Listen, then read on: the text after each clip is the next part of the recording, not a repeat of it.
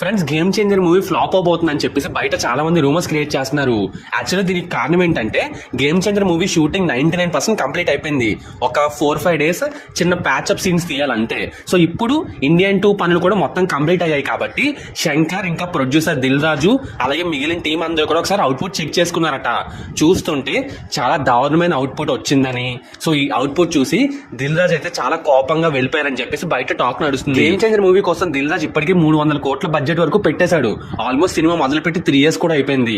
ఇంత చేసి అవుట్పుట్ సరిగ్గా లేకపోవడంతో దిల్ రాజు కోప్పడ్డారట. ఇంకా తీయాల్సిన చిన్న ప్యాచ్అప్ షూటింగ్ కూడా బడ్జెట్ అయితే ఇవ్వని ఏదోలాగా తీసుకురండి, లేదంటే అక్కడతో షూటింగ్ ఆపండి అని చెప్పేసి చిన్న గొడవ కూడా జరిగిందని బయట టాక్ నడుస్తుంది. ఇంకా సర్లే, సినిమా తీసిన తర్వాత ఏదైనా వదలాలి కదా అని చెప్పేసి డిసెంబర్ క్రిస్మస్ సీజన్ వదులుతున్నారట. మీరు సరిగ్గా గమనిస్తే దిల్ రాజు ఈ మధ్యన ఏ సినిమాల్ని కొనలేదు. ఆయన ఒక్క సినిమాను కూడా డిస్ట్రిబ్యూషన్ చేయట్లేదు. మీకు అర్థమవుతుంది కదా పరిస్థితి.